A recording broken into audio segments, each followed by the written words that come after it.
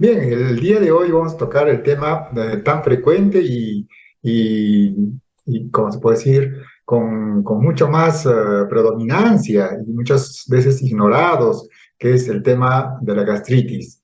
Muchas personas tal vez estamos presentando este cuadro sin saberlo y algunos que llevan 20, 30 años con esta enfermedad y la verdad que no lo han dado una solución apropiada. Entonces nosotros el día de hoy vamos a tocar con más amplitud, con más conocimientos científicos, con un poco más terminología médica tal vez, para explicarles de lo que significa la gastritis, que es una enfermedad gastrointestinal. ¿Sí? Muy bien.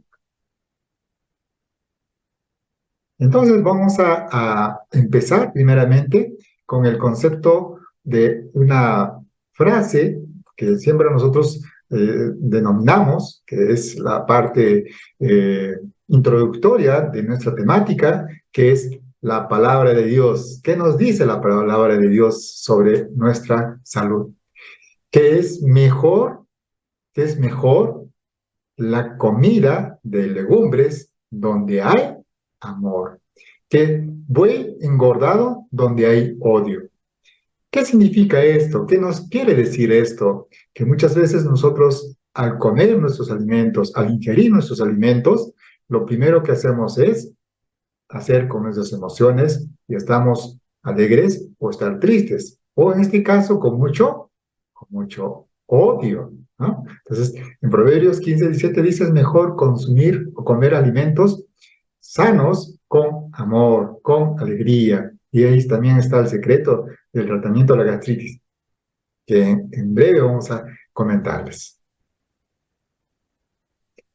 La gastritis es una enfermedad elevada de la morbilidad de nuestra población, con gran incidencia en todas las edades, por la vida cotidiana que encierra comportamientos negativos en la alimentación, en la automedicación discriminada, en determinados grupos de edad, como son el estrés familiar, social y laboral.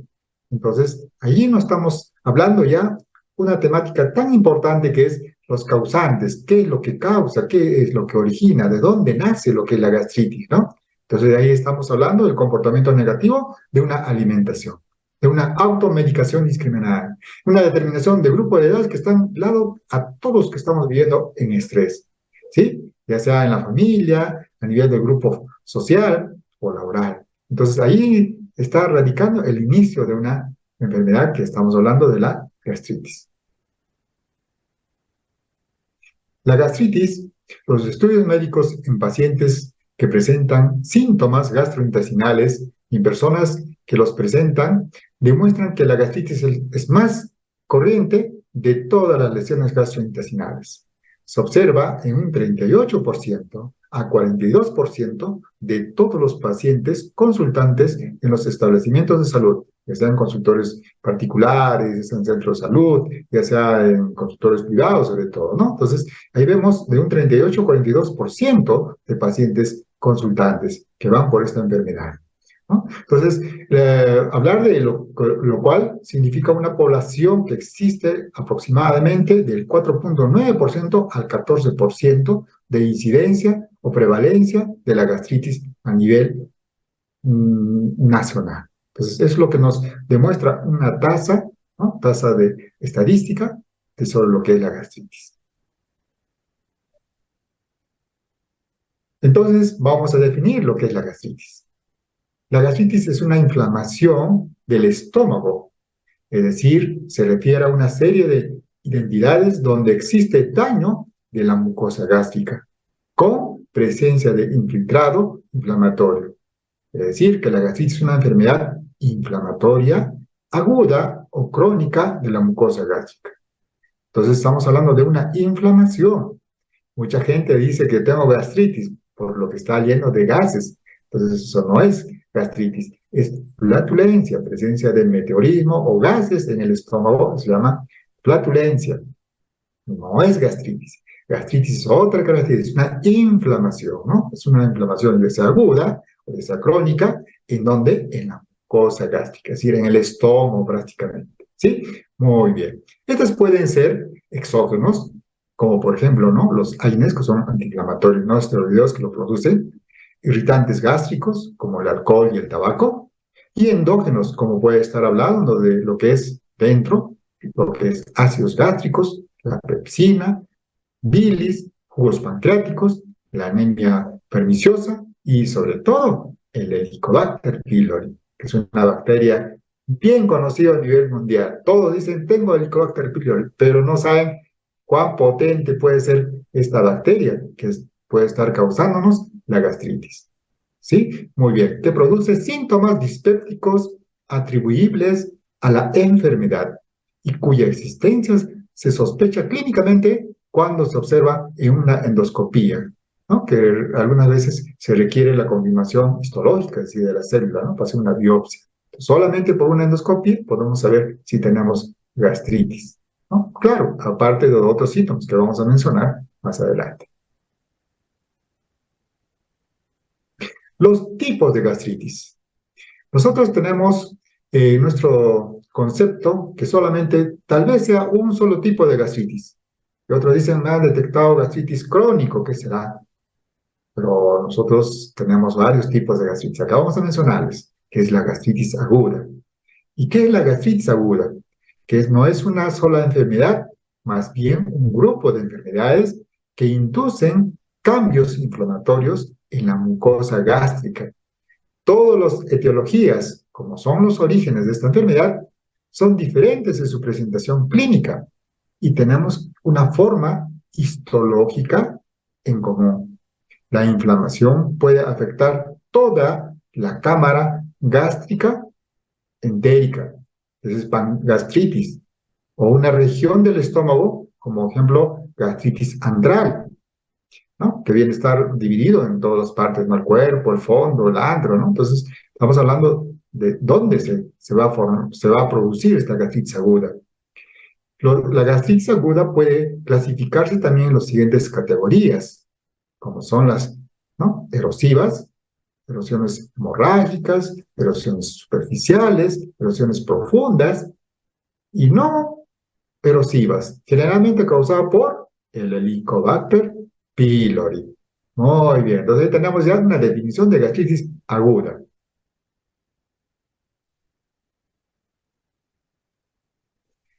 Y tenemos al siguiente, que es una gastritis aguda, vamos a una gastritis crónica, pasamos de una fase a otra fase si no le damos un tratamiento apropiado.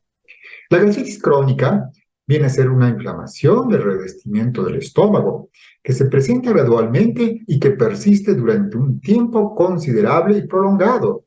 Es una gastritis que va de meses a años, muchas veces, ¿no? 2 años, 3 años, ya se vuelve una gastritis crónica. Entonces, hay que considerar sobre todo con el tiempo. Si es corto, es una gastritis aguda. Si es largo tiempo, con meses y años, es una gastritis crónica. ¿Sí? Muy bien. Tenemos la gastritis erosiva. Esta enfermedad se puede tratar con un tratamiento que consiste en el reforzamiento de las paredes del estómago a través de la boca. La gastritis erosiva deriva de estar descrita en el capítulo de las úlceras. Ya estamos hablando ya de una fase, si no da un tratamiento de gastritis aguda, vamos a una gastritis crónica. Y si no le da un tratamiento de gastritis crónica, vamos a una gastritis erosiva. Ya va pasando a una úlcera, una fase un poquito mayor y más peligroso. Entonces hay que considerar a una reflexión. Mientras que en la gastritis las erosiones son superficiales y múltiples, en la úlcera son más profundas y penetran a la capa muscular, ¿no? Entonces eso lo podemos considerar como una apta en la boca, un ejemplo para darle una idea que ustedes puedan ilustrarse. Cuando tiene una apta, ¿no? O un fiebre estomacal que le dicen en la boca, entonces una ulcerita en la boca, es similar a nuestra mucosa gástrica. La mucosa oral es similar a nuestra mucosa gástrica. Entonces, es similar. Cuando va creciendo un pequeño puntito, ¿no? Que ha aparecido, una apta pequeña, entonces es una pequeña úlcera. Pero si va aumentando, va dificultando poder consumir alimentos calientes, fríos, qué sé yo, entonces eso obviamente va trayendo problemas. O sea, muchas personas no saben qué hacer, entonces tienen que, pues, un tratamiento. Entonces, similar es una úlcera, ¿sí? Para un cuadro comparativo. El tratamiento depende de la causa de la gastritis. Para la gastritis crónica, causada por infección con el Helicobacter pylori, como hemos mencionado, se utiliza terapias con antibióticos, los antiácidos y otros medicamentos como la ranitidina, que se utiliza para disminuir o neutralizar el ácido gástrico en el estómago. Otro es como el omeprazol, por lo general, que elimina los síntomas, ¿sí? Entonces tenemos ya comúnmente en todo nuestro manejo de la gastritis, en la medicina oficial, en todos los centros de salud, en los hospitales, en las clínicas, por el especialista gastroenterólogo, lo va a utilizar estos dos medicamentos que es bien conocido. Ustedes ya lo han utilizado tal vez, han tenido experiencias con estos dos medicamentos, pero nosotros vamos a optar por otros medicamentos naturales que también lo vamos a describir al final de la temática. Los factores exógenos. Los antiinflamatorios no esteroides, que viene a ser la AINE, alteran el pH gástrico, lo cual disminuye la barrera de la mucosa protectora hidrofóbica, lo que favorece la retrodifusión de hidrogenios y en caso de existir concomitantemente reflujos biliares, favorece el daño de la mucosa gástrica, en especial cuando se trata del ácido acetil salicílico, más conocido como la aspirina. La aspirina es el ácido acetil salicílico. Entonces, esto nos causa daño severo si hacemos exageradamente por muchos años en uso de este medicamento.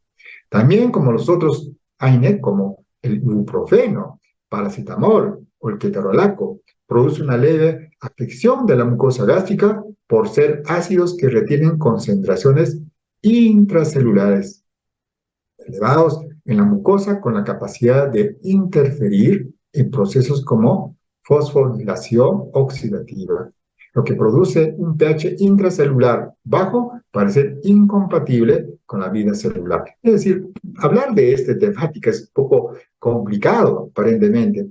¿Qué me está hablando aquí el magíster? ¿Qué es lo que está comentándome? Nosotros queremos enseñarles, queremos demostrarles científicamente, hay estudios clínicos que se han realizado, que el uso de los fármacos, especialmente antiinflamatorios no esteroides, causan problemas de la gastritis. Por eso muchas veces se denomina una gastritis medicamentosa, ¿sí? Medicamentosa por este grupo, a pesar de que todos los fármacos de una u otra manera van a causar gastritis, si no tienen, ¿no?, protectores gástricos. Entonces hemos mencionado solo 4, ¿no? Ketorolaco, el paracetamol, el ibuprofeno y la aspirina. Bien conocido a nivel nacional, mundial, bien conocido el ácido acetil salicílico. Entonces estamos hablando de que los medicamentos producen también gastritis. Muy bien.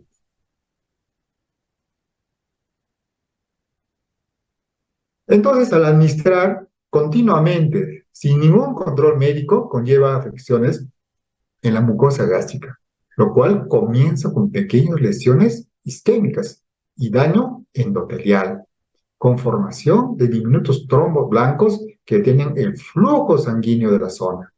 Al mismo tiempo, aparecen lesiones microscópicas en el epitelio gástrico que se convierten en petequias equimosis visibles vía endoscópica. Los AINES pueden ser cáusticos para la mucosa esofágica y también deben evitarse consumirlo. ¿Qué significa eso, no? Hemos mencionado de que todos los fármacos de una u otra manera van a producir lesiones, van a producir hasta úlceras. Entonces, es por largo tiempo en su uso, no en corto tiempo, ¿no? Hay que tener en cuenta también eso. Cuanto es más propenso a usar en largo tiempo, sí nos va a provocar enfermedades. En corto tiempo no nos va a producir, pero sí es bueno evitarlo por el consumo, porque obviamente es acumulativo. Muchas veces nosotros tomamos un paracetamol para atenuar una fiebre, un dolor, o tomamos un ibuprofeno también, ¿no? Cuando estamos con una amigdalitis o cualquier inflamación que tengamos, utilizamos, ¿no? Tengo que tomar un ibuprofeno, o voy a tomar o algún ketorolaco, o la aspirina para mi corazón, o para un dolor. Entonces, estamos viendo que por corto tiempo tal vez no nos va a causar daños inmediatos, pero a futuro sí les va a causar daños severos. Entonces, hay que tratar de evitar el uso de los fármacos.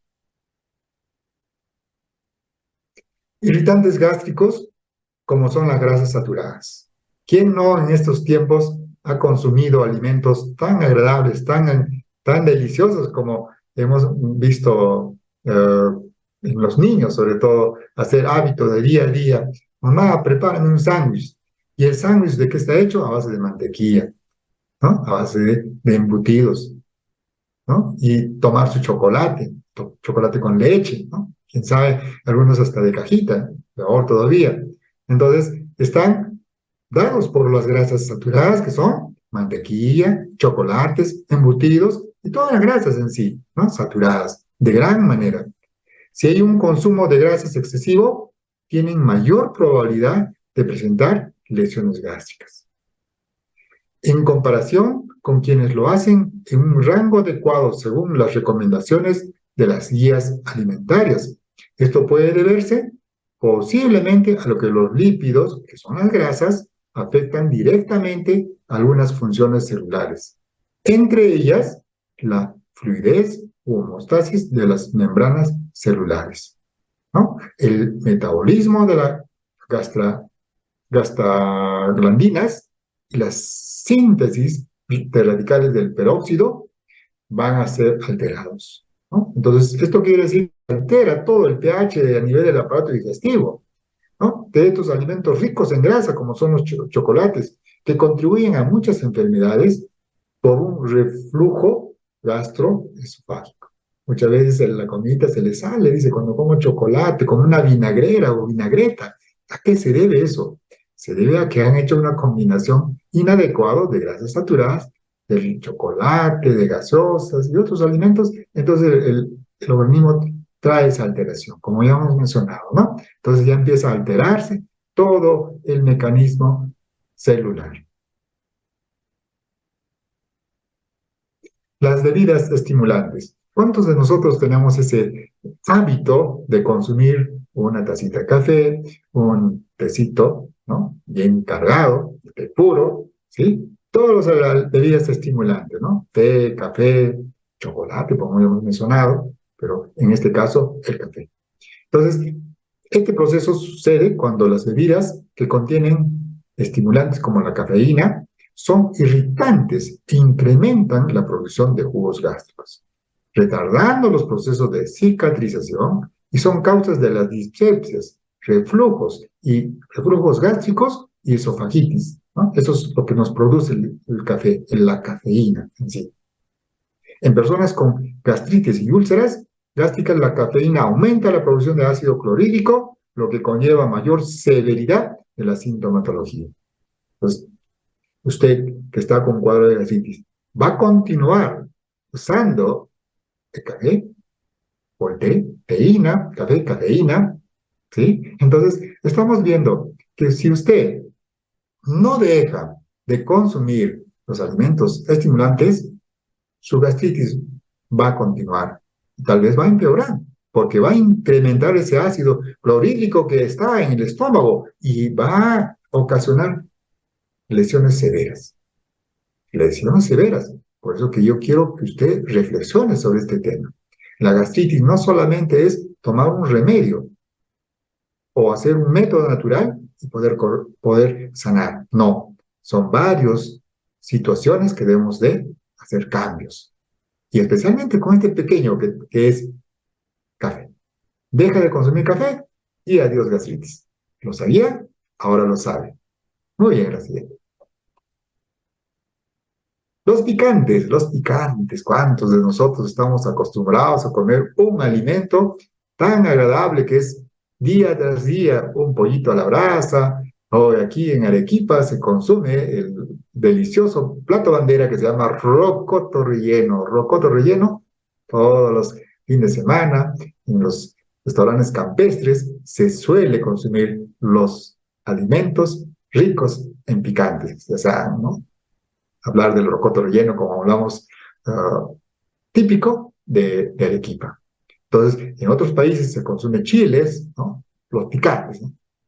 Tacos. Entonces, vemos Los especies picantes, como la salsa de ají, los snacks picantes, son estimulantes del jugo gástrico, producen microhemorragias y retardan los procesos de cicatrización, por lo que desencadena una gastritis y una úlcera digestiva. Ahora lo sabe, que si usted sigue consumiendo picantes, va a seguir con su gastritis y complicando más y más a una úlcera, y una úlcera que trae una cáncer estomacal. Entonces hay que reflexionar.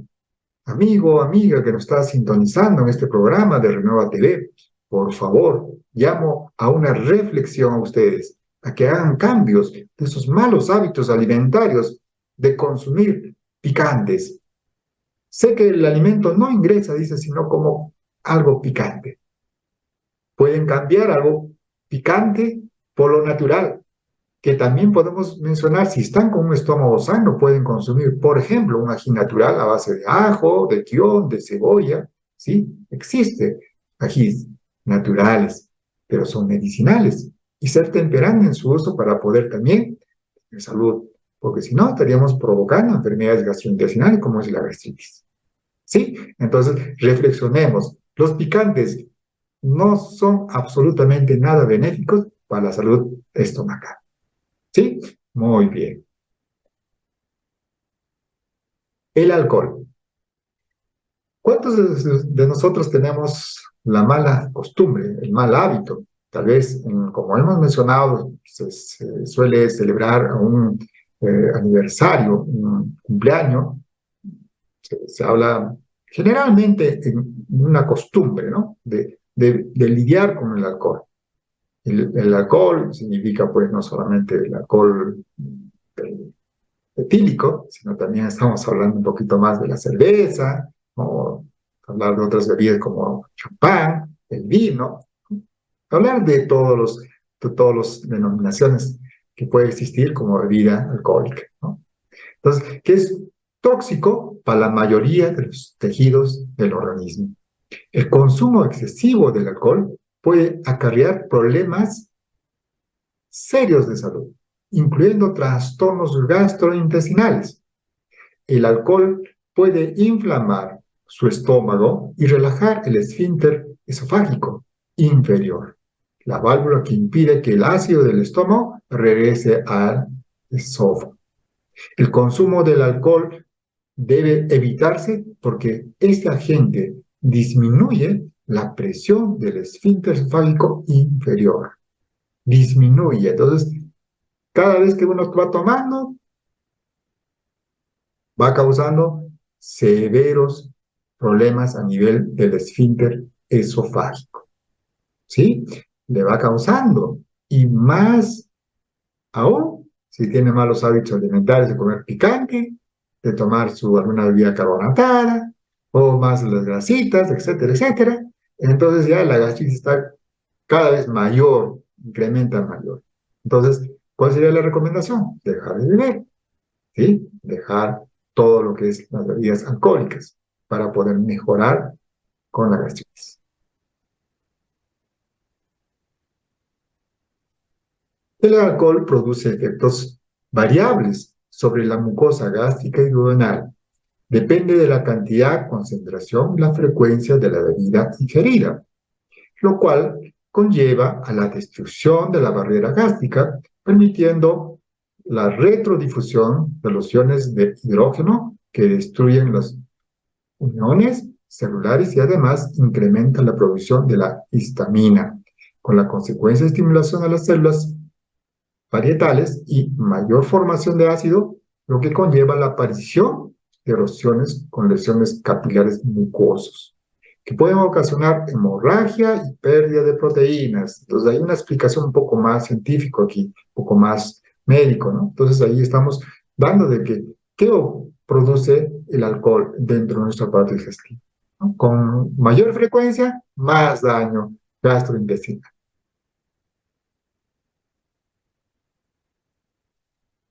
El tabaco, el cigarro, ¿no? El consumo del cigarro, el tabaco, da mayor probabilidad de presentar agruras, Esto se debe a que la nicotina puede incrementar la producción de ácido del estómago y reducir la elaboración de bicarbonato de sodio, un líquido que neutraliza el ácido del estómago. Por eso que hay muchos que han dado un pequeño secretito, como dices, el secretito que siempre se va por internet, por YouTube, por otros medios y quizás boca a boca, es del uso del bicarbonato de sodio, ¿sí? Algunos han utilizado para poder contrarrestar una hiperacidez, un reflujo, hasta una gastritis, pero sin abusar, sin tratar de exceder, porque muchas veces también hay que ser temperantes en el uso.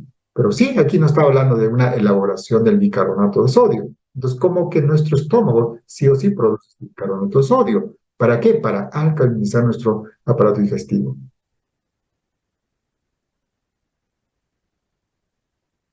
El humo del cigarrillo, al ser metabolizados por el organismo mediante la participación de enzimas de oxidación y conjugación, generan metabolitos altamente reactivos con capacidad tóxica que aumentan el estrés oxidativo de la mucosa y el proceso de velocidad de curación de la misma de aparición de recidivas, mecanismo mediante la cual el humo del cigarrillo está implicado en el desarrollo de la gastritis crónica.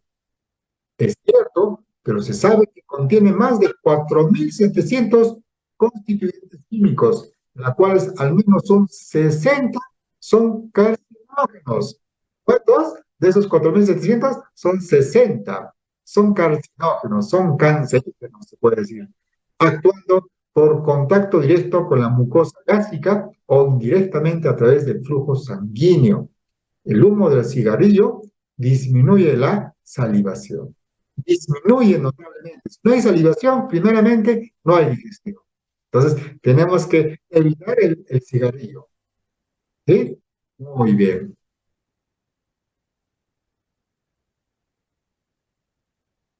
Factores endógenos. Ya estamos hablando del ácido gástrico y la pepsina. ¿Qué son factores endógenos? Todo lo que ocurre dentro y otro es todo lo que ocurre fuera, ¿no? Entonces, ¿qué es lo que nos dice sobre lo que es los ácidos gástricos y la pepsina? Que el ácido gástrico es producto de la secreción de las células gástricas, parietales y oxínticas. La producción de este ácido depende de un proceso celular, de vector constituido por histamina, acetilcolina y la gastrina, ¿sí? La gastrina, cuya función es eliminar los alimentos que no han sido transformados en energía para el cuerpo.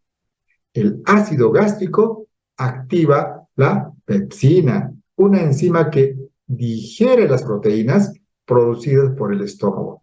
Entonces, ya estamos viendo que cuán importantes son estas sustancias o estas enzimas, ¿no? Entonces, hablar de la gastrina. Mucha gente dice gastrina, sí, la gastrina. Eso es la que ayuda a nuestra digestión, a que haya una buena digestión.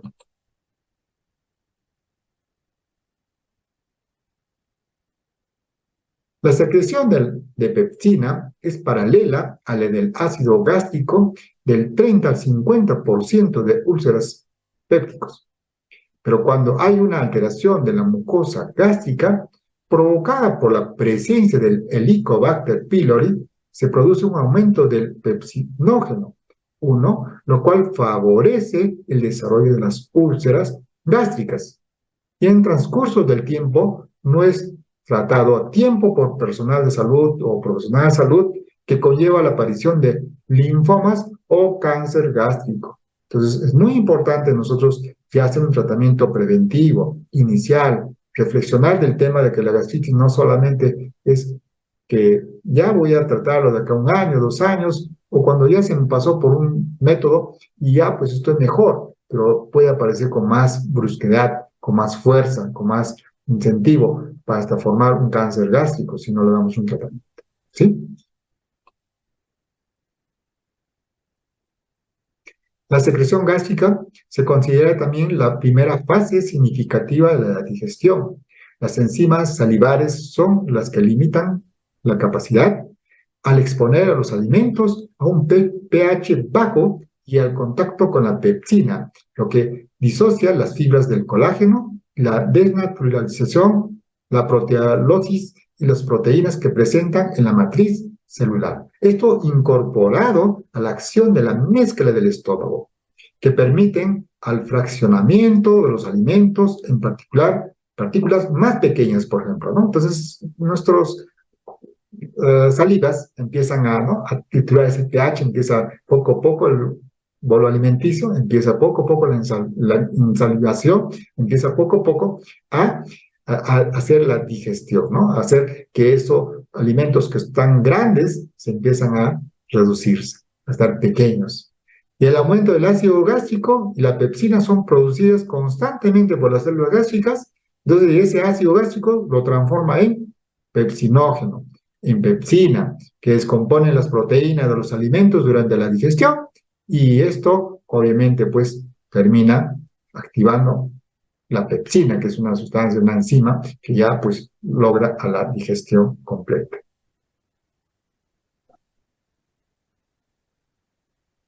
La bilis, la vesícula biliar, cumple una función tan importante para nuestra digestión, pero si excede, si sale más bilis a nuestro cuerpo, ¿qué va a producir? Un pH ácido, ¿sí? Un pH ácido, porque la bilis, ¿qué es? ¿Es dulce o es amargo? ¿Sí? Es amargo, es ácido, es un ácido que se almacena la bilis se almacena en la vesícula biliar. ¿Y esa vesícula biliar dónde está? Está en el lado derecho, ¿sí? Debajo, ¿no? De la costilla, lado derecho, está debajo del hígado. ¿Y cuánto mide esta vesícula biliar? 7.5 centímetros de longitud y almacena unos 56 gramos de bilis. Acuérdense bien esta cantidad, 56 gramitos nomás de bilis. No es un litro. Por favor, muchas personas que reniegan tienen mucha cólera, colerina, mucha bilis, exceso de bilis, ¿no? Entonces solamente almacena 56 gramitos.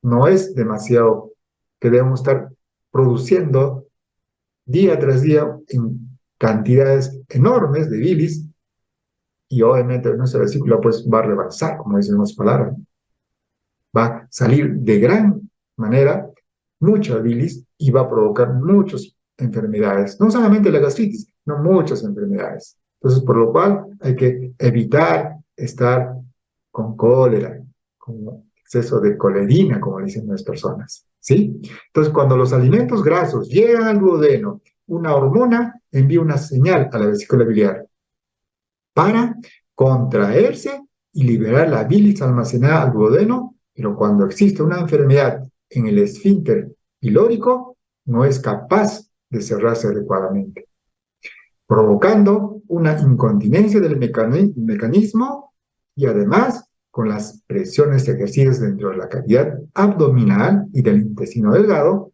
conllevando a que la bilis tenga un trayecto retrógrado, llegando hasta el estómago, provocando una alteración en la mucosa gástrica debido a la presencia de componentes alcalinos, produciendo una lesión en la mucosa gástrica principalmente, que puede conllevar a la gastritis. Ahí está su explicación tan científico, tan resumido que lo hemos hecho en esta mañana para ustedes. ¿Cómo sucede que sale la bilis? ¿Dónde? ¿Cómo? ¿De qué manera? ¿No? Todo tiene que ver por las hormonas que van a ser enviadas, van a ser señaladas a la vesícula biliar para que se contrae, ¿no? Y va eliminando, expulsando bilis hacia el aparato digestivo. Y si sale demasiado, ya va irritando, imagínense. Esto les vamos a dar un pequeño ejemplo, hermano. Eso a las personas que tal vez hemos tenido la oportunidad de ver, ¿no? Cómo sacrifican o matan un animalito como es un corderito, o hablar de una gallina, o qué sé yo, ¿no? Un animalito, lo primero que hacen es sacar la hiel, porque si esta hiel se derrama un poquito nomás en esta carne, imagínense, ¿sirve o no sirve para consumo humano? Ya no sirve. Entonces es similar en nuestro organismo. No debemos de producir bilis. Si solamente es 56 gramos, ¿por qué debemos estar segregando cantidad de bilis? ¿Por qué? La pregunta es ¿por qué? Entonces ustedes tienen que tratar de evitar producir bilis con mucha cólera, con mucho enojo, con mucha ira que una persona tiene día tras día. Bien, el contenido biliar, ¿no? Duodenal especialmente, altamente agresivo para la mucosa gástrica y se ha descrito en pacientes con alteraciones en la presión del esfínter pilórico y en los que han sometido a procedimientos de anastomosis gastrointestinales que tienen alteraciones histológicas en los sitios cercanos a la boca anastomótica. ¿Qué significará eso? ¿Qué será eso? ¿Qué me está hablando? Son terminaciones médicas, fisiológicas, que están cumpliendo la función de la bilis, en la cual nosotros tenemos que considerar muchas veces valores normales de la bilirrubina, ¿no? Que es lo que vemos en el examen de laboratorio. ¿Cuál es el valor normal? Es de 0.3 a 1.3 miligramos por decilitro. Es el valor normal de la bilirrubina, es decir, la bilis que debe estar ahí en nuestro cuerpo. La bilirrubina indirecta de 0.2 a 0.9 miligramos por decilitro es lo normal. No conjugada, insolubles en aguas, bilirrubinas directas que están 0.1 a 0.4 miligramos por decilitro, conjugadas, solubles en agua. Entonces, estamos viendo que esos valores deben ser normales en nuestros exámenes que nos hacemos de control. Entonces, esperemos que ustedes no estén muy enojados, con mucha cólera, comiendo alimentos más sanos y esto pueda incrementar esos valores. Y por lo tanto, nosotros ya podemos detectar que algo anda mal en la vesícula biliar. Con esos valores, por eso es muy importante tener en cuenta los valores de exámenes de laboratorio. Siempre es bueno hacerse un control anual.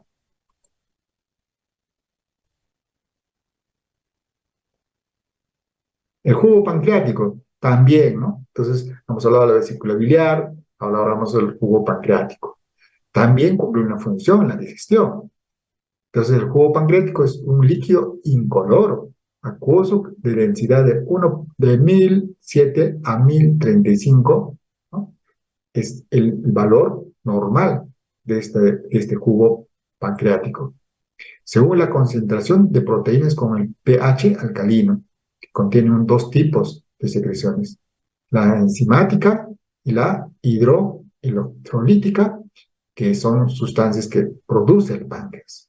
Entonces, el jugo pancreático está dentro de lo que es el páncreas, que van a producir las enzimas, ¿no? La hidrólisis de las sustancias nutritivas de los alimentos y la hidroelectrolítica, que actúa como un vehículo, los 24 dentro de 24 horas, dentro de la digestión, especialmente en las enzimas, ¿no?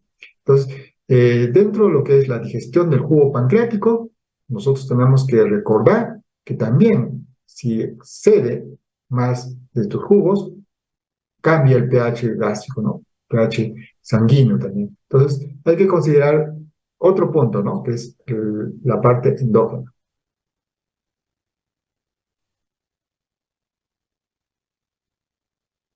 La anemia perniciosa, que es otro componente que podría provocarnos lo que es la gastritis. La anemia es la disminución de los glóbulos rojos, ¿no? Como sabemos que cuando uno tiene una hemoglobina baja, menor de 12, ya vemos un cuadro de anemia, 11, 10, generalmente mucha gente está con un cuadro de anemia perniciosa, que no sabemos, si bien es cierto, las personas dicen tengo anemia, pero no saben cómo sobrellevar su tratamiento. Pero nosotros queremos también ver que hay una disminución, ¿sí, no? De lo que es la hemoglobina por consumo del complejo B. Hay una deficiencia del complejo B, especialmente cuando esto está relacionado a que no hay una buena asimilación de ciertos nutrientes. Las personas no consumen el complejo B. Muchos dicen, ¿qué será el complejo B? Es una vitamina que verdaderamente pues, lo encontramos en los alimentos, ¿sí? En los alimentos.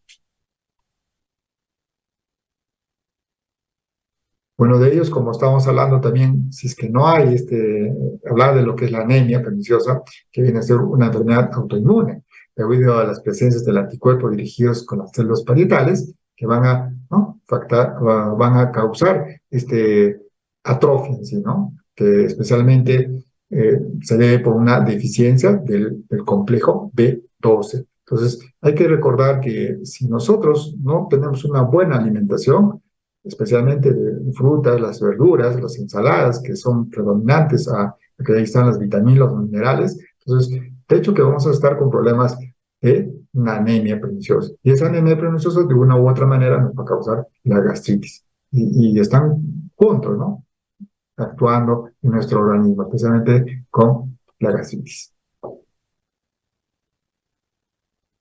Aquí nosotros hemos hablado y hemos dicho siempre que hay muchos factores causantes y todos hemos llegado a una conclusión sobre el tema de la bacteria del Helicobacter pylori. Entonces muchos dicen, tengo el Helicobacter pylori. ¿Qué será? Entonces es un bacilo gran negativo que coloniza e infecta a la mucosa del epitelio gástrico. Esta bacteria sobrevive a la acción de la capa del mucus que recubre la superficie del epitelio gástrico, ¿sí? Se establece en la superficie luminar del estómago, donde desencadena una intensa respuesta proinflamatoria, que se caracteriza por la liberación de linfocitos B y T, que denotan la aparición de una gastritis crónica. Entonces, este proceso inflamatorio, que a veces ya pues se vuelve crónico, estamos viendo que está dado por esta bacteria que es el Helicobacter pylori. Entonces, tenemos que reflexionar sobre este tema, ¿no?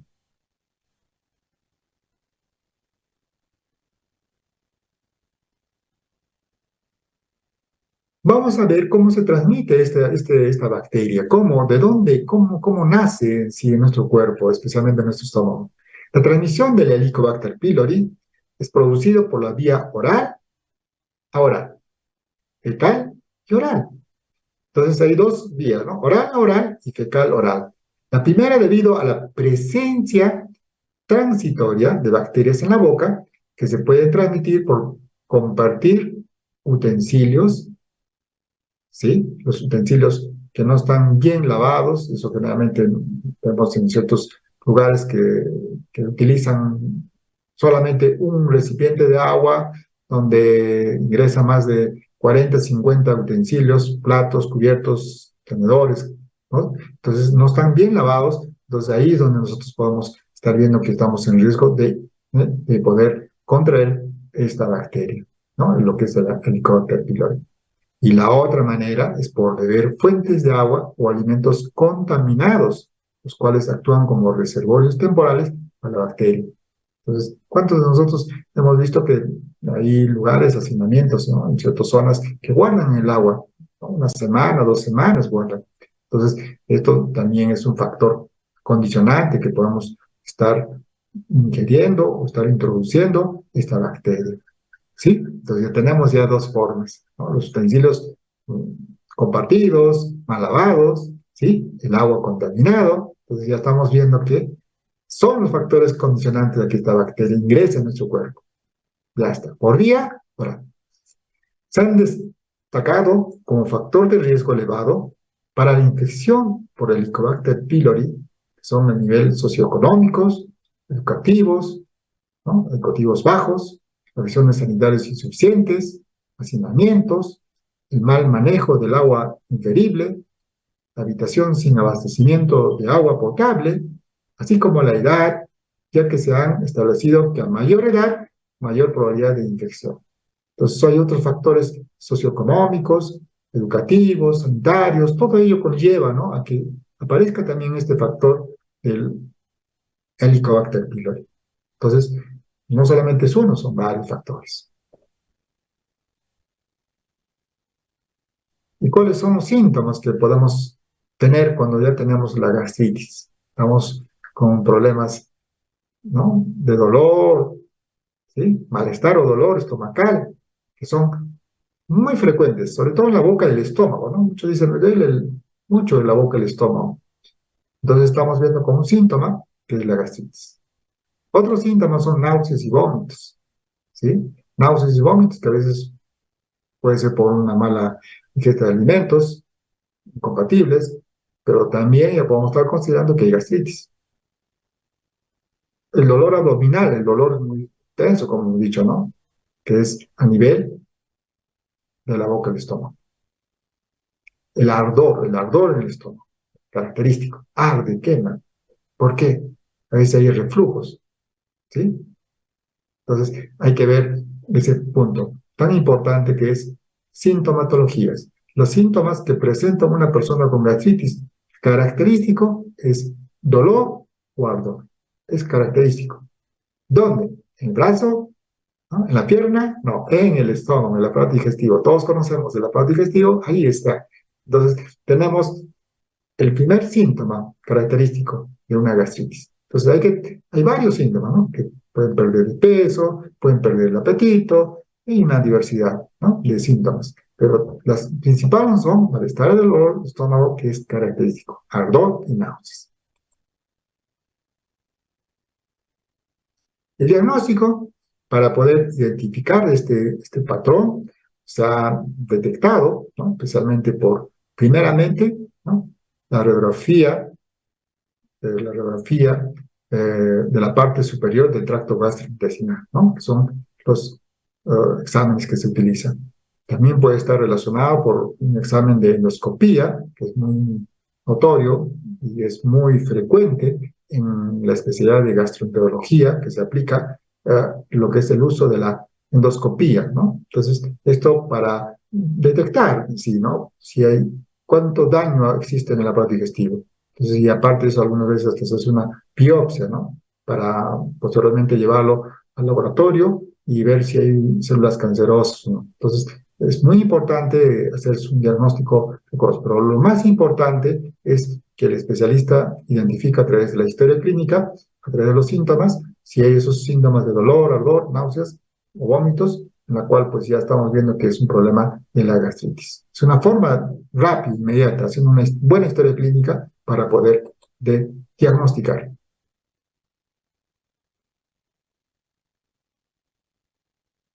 Y vamos a lo que es lo más importante. Ya hemos conocido de cómo, quién lo la etiología y la causa, quién lo ocasiona la gastritis, cómo podemos diagnosticar sus síntomas, y ahora vemos cómo podemos identificarlo, con qué exámenes, y ahora vamos a lo más importante, el tratamiento, cómo podemos resolver el problema de la gastritis. ¿Hay tratamiento o no hay tratamiento? Los considero amigos, amigas, que están conectados esta mañana con la nueva TV, que sí existe un tratamiento. Si nosotros tempranamente realizamos un tratamiento para la gastritis, podemos resolverlo. Podemos resolverlo porque sabemos que no hay enfermedad que no tenga cura o no tenga solución, si es tempranamente. Pero si llegamos a un cáncer gástrico, imagínense, a qué extremos hemos llegado. Un inicial, una pequeña gastritis aguda, ya hemos llegado a una úlcera o un cáncer estomacal, está dando metástasis. Entonces ya pues hay que reflexionar. Son años y años que hemos descuidado nuestra salud estomacal. Entonces hay que cambiar, entonces, a partir de ahora, a un método más natural, más preventivo, que es la educación. Por ello que estamos haciendo esta temática de la prevención con educación y sobre todo el tratamiento es natural.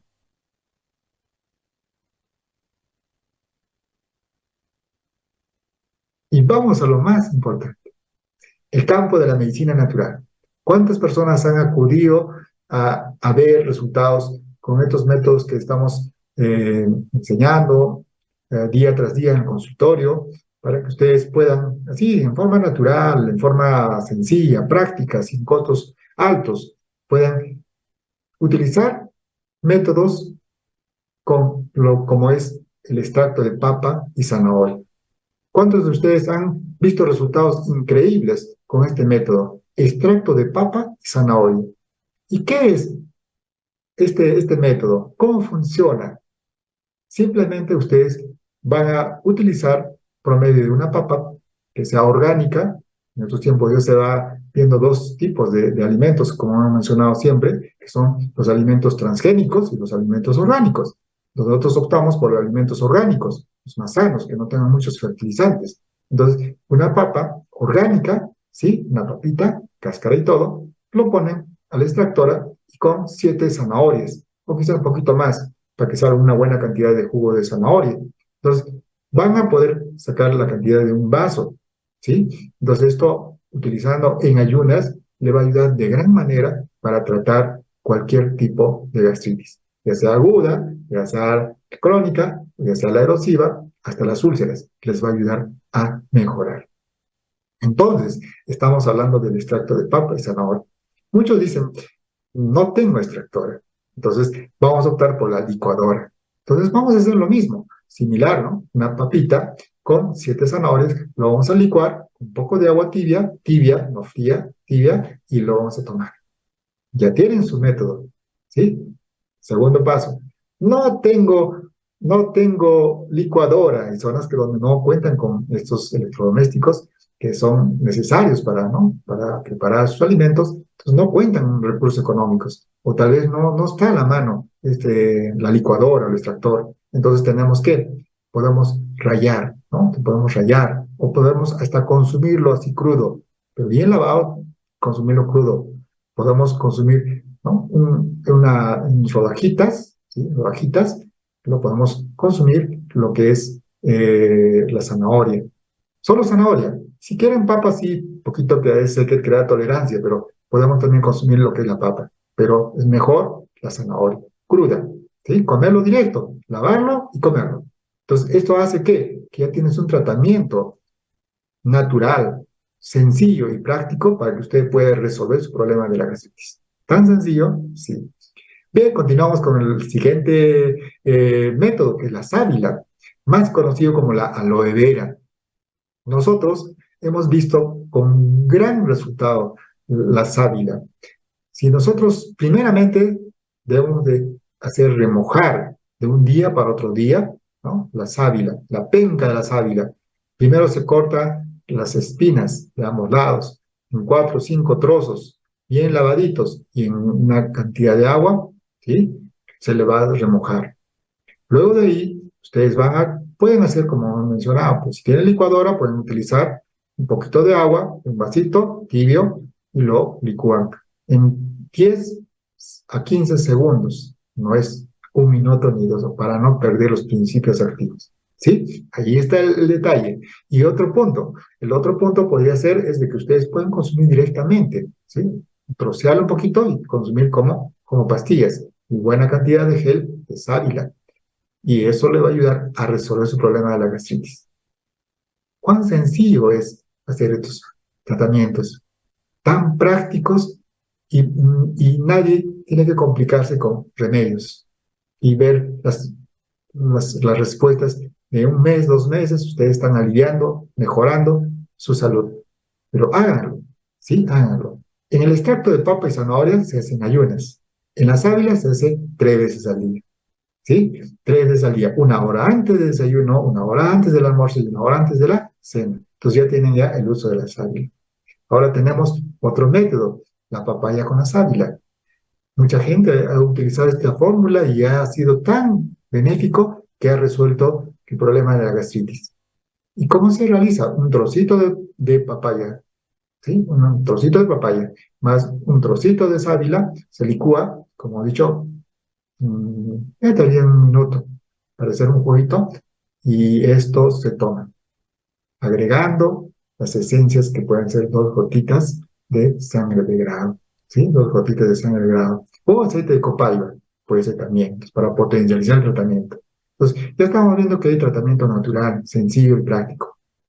Bien, tal vez ustedes han utilizado en su experiencia en la antigüedad, porque no había muchas cosas, pero sí es necesario conocer la fitoterapia, que son las plantas medicinales, por ejemplo, el uso del yantén, fenogreco, la linaza, el col, la manzanilla, ¿no? Entonces, prácticamente son cicatrizantes, antiinflamatorios. Tienen esa propiedad de mejorar todo lo que es problemas de la mucosa gástrica que está inflamado, irritado, les ayuda a desinflamar. Utilícenlo moderadamente, o ser temperantes sin exagerar. Muchos dicen, quiero sanarme de la gastritis, quiero mejorarme de este problema, y utilizan dos, tres puñados de hierbas bien cargado, como té o café, bien cargado. ¿Y qué sucede? Tienen por exceso una hiperacidez, tienen secuelas o efectos colaterales, porque si bien es cierto, el principio activo, un ejemplo nomás del llantén, que puede ser poquito disminuir la visión, ¿no? Porque hay deficiencia de vitamina A, entonces esto hace que obviamente reduzca la visión, ¿no? Como por ejemplo hablar del caiwa o hablar de lo que es la chancapiedra o uña de gato, entonces reducen la visión. Entonces muchos dicen, sí, un poco que mi agudeza visual ha disminuido en estos tiempos, entonces por lo tanto hay que utilizar con temperancia o moderadamente. Bien, entonces ahí está el consejo, ¿no? De cómo poder tratar nuestras enfermedades. Y aún más, tenemos otros métodos más y le vamos a regalar otros métodos más. A ver, vamos a continuar. El siguiente es este método. A ver, las manayupas.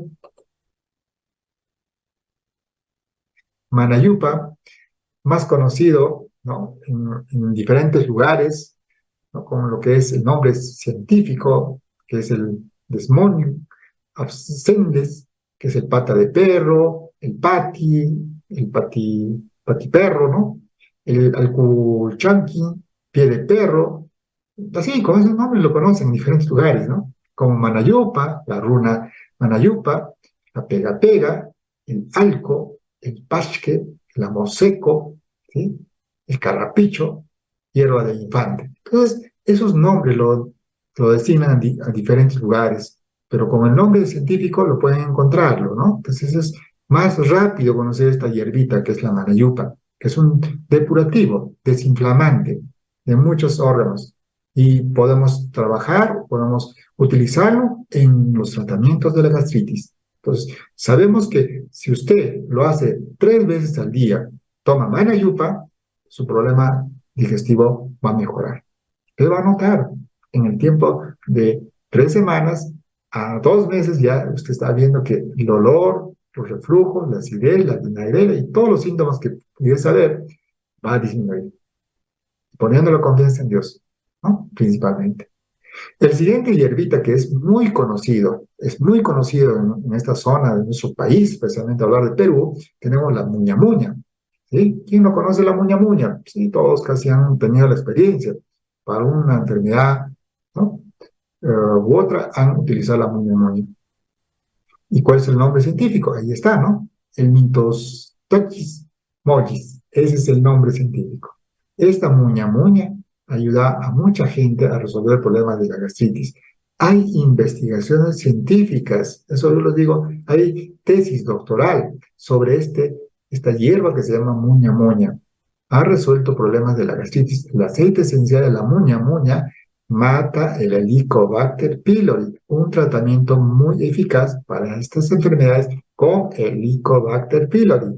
Entonces, usted ya grábeselo, anótelo. Ahí está la receta para su Helicobacter pylori, para su gastritis, para las enfermedades gastrointestinales y otras enfermedades que puede también ayudar. Entonces, puse muña muña, una ramita de muña muña, ¿no? Sin exagerar una buena cantidad, ¿no? Sino en pequeña cantidad, vamos usando microdosis y vamos viendo cómo que el cuerpo va asimilando, aceptando y va a mejorar su problema de la gastritis. Entonces, tenemos el aceite esencial de la muña muña, ayuda a problemas de la gastritis. Tenemos otra fruta, que es una fruta increíble, que ha resuelto muchas enfermedades, pero nadie le da importancia, el agua de coco verde. Mucha gente tal vez ha tomado su agüita de coco, ¿sí? Solamente para refrescar, una sola vez, pero hágalo como tratamiento. Y a ver cómo que mejora ese estómago de una manera increíble. No solo su estómago, mejora riñones, mejora huesos, mejora el sistema nervioso, mejora todo.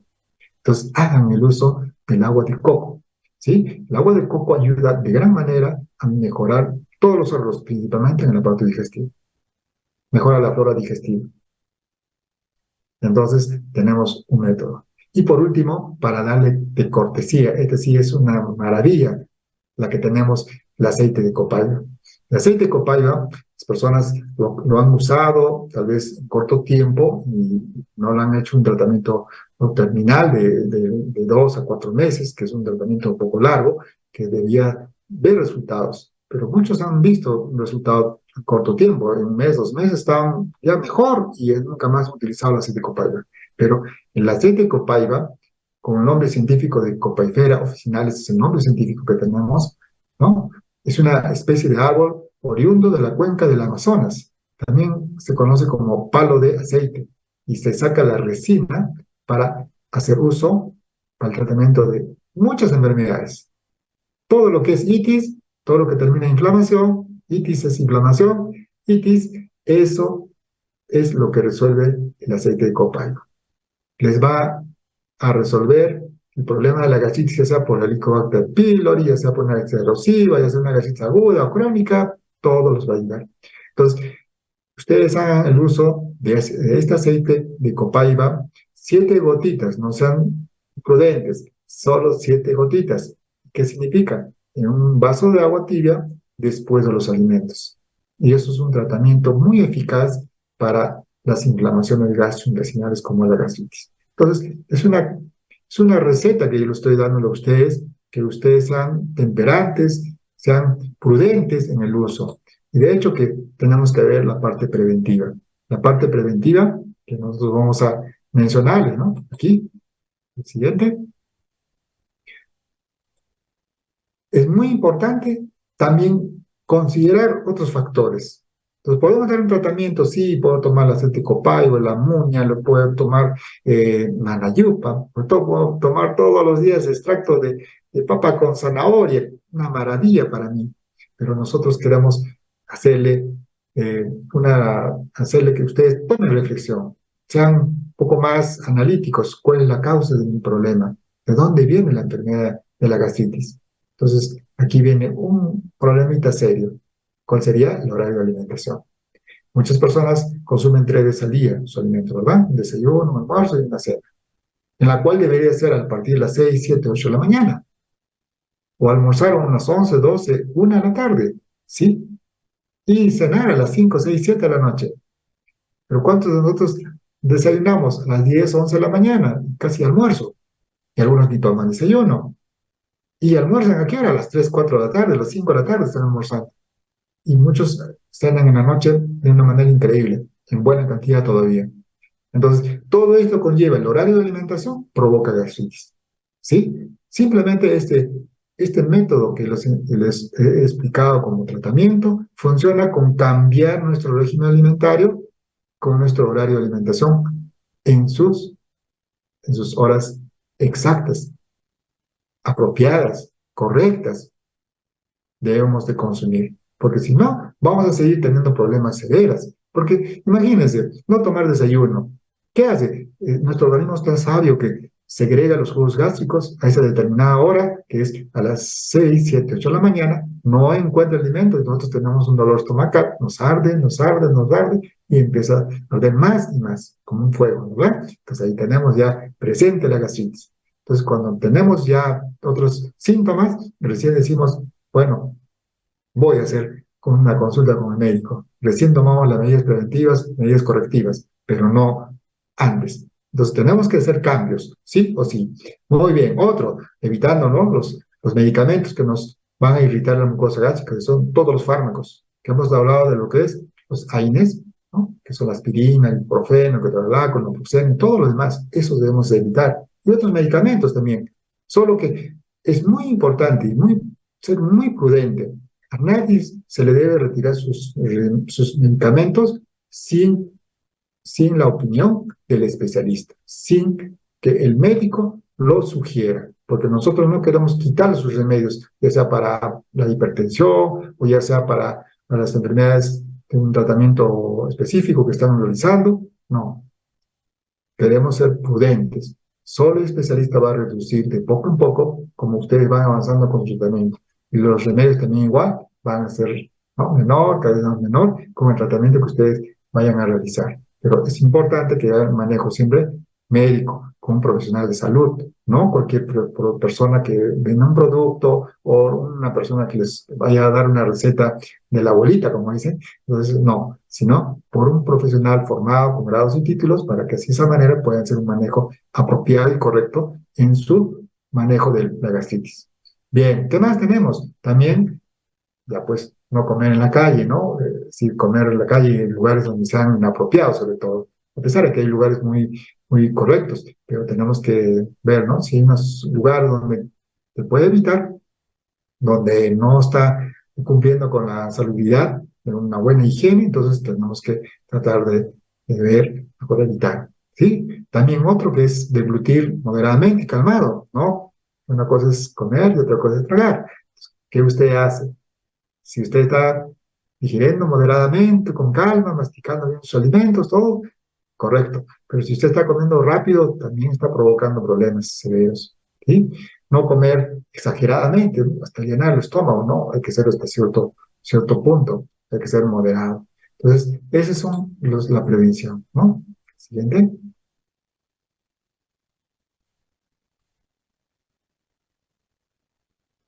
Aquí vamos teniendo uno más, que es no usar alimentos carbonatados o las gaseosas, que es dentro de los alimentos. ¿Cuántos de nosotros nos encanta comer una pizza con gaseosa? Un pollito, o pollito frito, pollo a la brasa, o cualquier comida que sea frito, siempre con una bebida gasificada, ¿no? Siempre estamos optando por estos alimentos, pero tenemos que tratar de evitar, porque esto provoca severos problemas, no solamente con el estómago, sino con otros órganos, porque si bien es cierto, las malas combinaciones traen la acidificación y por lo tanto la inflamación, la deficiencia de ciertos nutrientes que obviamente no es apropiado decir, ¿no? Que es el que va a perder sobre todo su vitalidad, como es en el caso de la osteoporosis, ¿no? Entonces, mucha cantidad de azúcar va sacando todo lo que es el calcio, poco mineral que tenemos en el cuerpo y nosotros poco a poco vamos teniendo muchas enfermedades. Entonces, en la cual nosotros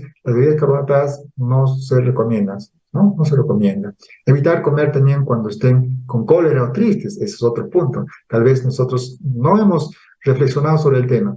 Las personas tenemos la costumbre de ir a comer con cualquier situación emocional, ya sea alto, ya sea bajo. Sea alto cuando tenemos que, cuando estamos con cólera, cuando estamos enojados, cuando estamos tristes, cuando estamos, ¿no?, deprimidos. Entonces, es una emoción que obviamente pues se altera. Pero cuando estamos con cólera, irritados, ¿cómo creen que va a ingresar ese alimento? Ya hemos hablado de la salivación, jugo pancreático, hemos hablado de la bilis, hemos hablado de muchas cosas, ¿no? Entonces, ¿cómo ingresará? ¿Cómo actuará nuestro cuerpo? ¿Qué sustancias saldrá más? Entonces, eso no beneficia a nuestro cuerpo. Por lo tanto, hay que reflexionar de no consumir ningún tipo de alimento con cólera o estar tristes o deprimidos, ansiosos, con cualquier emoción que tengamos. Tenemos que esperar unos 10, 15 minutos, una hora que se nos pase, aunque haya hambre, pero hay que tratar de mejor evitar, ¿sí? Entonces, para no provocar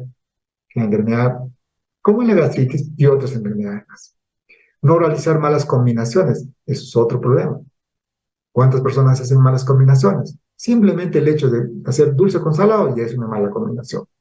Entonces, las combinaciones correctas ayudan a tener buenas digestiones y no hay gastritis. Pero si usted está haciendo malas combinaciones, comiendo lo que es lo rico que es la grasa, tomando su cafecito, tomando su gaseosa, bebiendo alcohol, fumando y todo lo demás, ahí está. Usted es candidato a tener problemas gastrointestinales y principalmente la gastritis. Ahí está. ¿Sí? Muy bien. También es muy importante no comer alimentos chatarras o malsanos, que hemos mencionado, que mucha gente lo hace, ¿no? Comida rápida. En estos tiempos tenemos comida tan rápido que es ir a un lugar donde expenden alimentos como son los sándwiches, hablar de lo que es papas fritas, hamburguesas, ¿no? Hablar sobre todo lo que es comidas chatarra, comidas grasosas. Entonces eso no es recomendable. Muy bien. Ahora, también es muy importante masticar bien los alimentos, comer lento, no rápido. Ya hemos mencionado que es detenerse un poquito más, ¿no? Un promedio 30 veces masticar. Uno cuenta 30 veces, no llega a 30, solo llega a 5, a lo mucho llega a 10, ¿sí? Pero no llega a 30. Bien, entonces es también muy importante la masticación y evitar los alimentos industrializados o de sobres. ¿Cuántas personas consumen alimentos con sobres? Los alimentos de sobres significa industrializados, como por ejemplo el ajinomé, un ejemplo nomás para mencionar, o los alimentos que son caja, ¿no? Que tienen preservantes, colorantes, muchos químicos. Entonces, nosotros nos hemos facilitado en las comidas. Tenemos que tratar de una u otra manera que los alimentos industrializados sean menores, que sean los alimentos más naturales, más sanos, más orgánicos, ¿sí? Y eso hace que tengamos la salud que tanto deseamos. Bien, entonces son algunas recomendaciones que estamos dándole para ustedes para que puedan prevenir y tratar lo que es la enfermedad de la gastritis. Y terminamos con una frase tan hermosa que siempre llevamos a cada paciente, que es adorar al Señor tu Dios y Él te bendecirá tu pan y tu agua. Yo apartaré de ustedes toda enfermedad. Nos habla en eso 23-25. Adorar al Señor significa con, nuestro, con nuestra mente, con nuestro cuerpo, ¿sí? Hay que adorar, hay que obedecer así. ¿Y qué dice el Señor? Que va a dar bendiciones. Que tanto nuestro pan, nuestros alimentos, como dice el pan y el agua, y nos promete tan grande es la promesa de apartar todas las enfermedades. Nos va prácticamente a quitar nuestra enfermedad. Qué linda esta promesa. Entonces, siempre recuerdo a cada paciente que nosotros tratamos, le decimos que si usted quiere sanarse, quiere tener un milagro en su vida, acepta a Dios, crea en Dios, busca a Dios y, y toque prácticamente lo más profundo de su corazón y diga, el único método que puede sanar todas las enfermedades es Dios. La confianza que ponemos en Dios. Ya sea el agua, el aire, los otros remedios naturales que conocemos, si está Dios presente, usted tiene la salud. Pero si usted utiliza todos los remedios, todos los métodos que existen, si no está Dios, absolutamente poco o nada se puede hacer. Bien, que esta mañana sea de bendición esta temática que hemos tocado de la gastritis, que es un tema muy amplio, muy complejo, tratado de resumir, para que ustedes puedan tener un conocimiento y puedan lograr, tal vez ya, coger, ¿no?, unas recetas que hemos mencionado, porque existen muchas recetas, muchos métodos para tratar la gastritis, buscando la causa principalmente. Pero nosotros hemos resumido para ustedes que existen métodos naturales, existen tratamientos para la gastritis. Entonces, ya no esté sufriendo, ya no esté ahí con ese pensamiento de seguir posponiendo o no hacer un chequeo médico, un examen médico que es necesario para poder iniciar un tratamiento. Que Dios los bendiga infinitamente a todas las personas que están en este programa y continuemos en los siguientes programas con otras temáticas de salud. Buen día.